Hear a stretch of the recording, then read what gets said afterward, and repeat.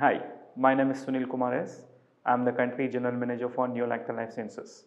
So the recent trends in human milk banking has been unanimous acceptance of a human milk products from the clinicians, endorsed by bodies like WHO, UNICEF about the need and also the role a human milk products can play in the crucial lives of a babies who are premature, and there is a genuine need of these products. And we see more and more hospitals, more and more clinicians joining the ecosystem by understanding the need of this product and coming up their own initiatives, both on the donation side of it and also about the acceptance side of it. Even the bodies like WHO endorsing upon exclusive human milk diet products, donor human milk importance really signifies the emerging trend in the category. The current challenges in human milk bank is the clear guidelines about the human milk bank. If you see, it starts from the sourcing part, how exactly the milk comes into the play, and it could be what kind of a guidelines or process one has to follow. As a responsible company, what we follow is a self-governed mechanism, also looking into the guidance and recommendation which has come from global bodies like Human Milk Banking Association of North America, IAP, and also UNICEF, which has told about the sourcing policies. We follow all of them. But however easy said and done, the stigma which is arising or which is still prevalent in the society about how exactly this entire process flows, it's quite typical to a blood donation challenges which happened almost 3 decades to 4 decades back, where people had a lot of questions how exactly the donation happens, from where the milk is coming, from where the blood is coming, similar to that. So it's like an analogy which I try to drive here. But on human milk banking, what I can say the first and foremost challenge what we face is the stigma. The second thing what we face is awareness, saying that okay fine, how exactly this happens, where to go, what to do. And the third challenge is acceptance, because again one side it's the supply of the part, and the third side, the other side, it's a demand of the product, where he's saying that okay, whether the parents, whether the clinicians are open enough to accept a concept like this and products like this is something which industry like us we see as a challenges. I have to answer about the advancements in the human milk banking in India. If you understand, the first human milk bank was set up in 1989 in Sion Hospital, Mumbai. Further to that, if you really look at the speed at which it grew in the first 2 decades, has been very slow to wake up and to warm up to the need.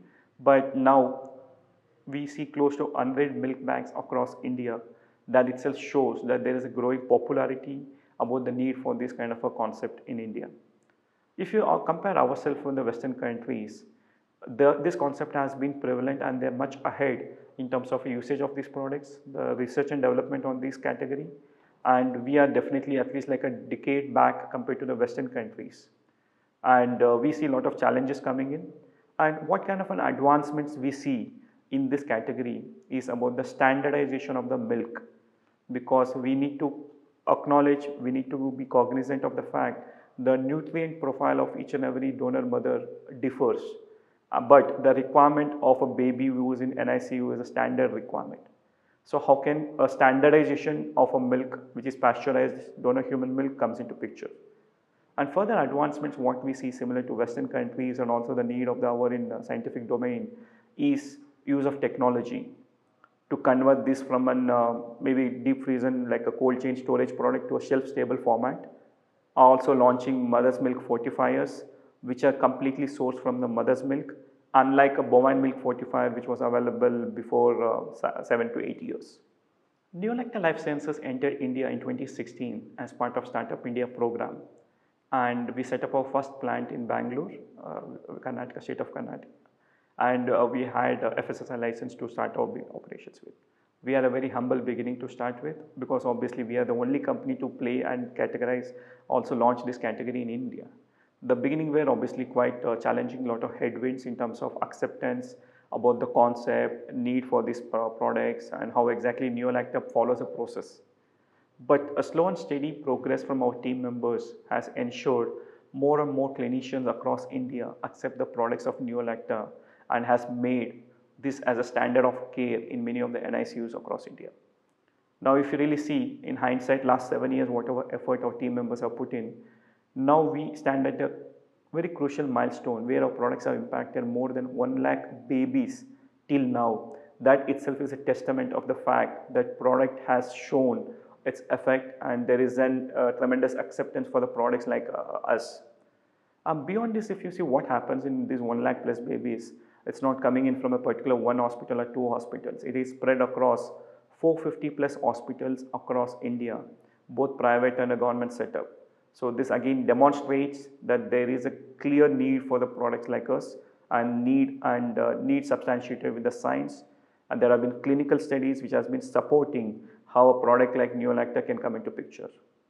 One published clinical trial which has demonstrated a significant reduction of 3 days NICU days compared to a bovine milk fortifier can actually look into a positive way how NICU infrastructure can be leveraged and a faster turnaround of babies can happen in NICU, also being cost effective solution rather than considered as a very costly solution.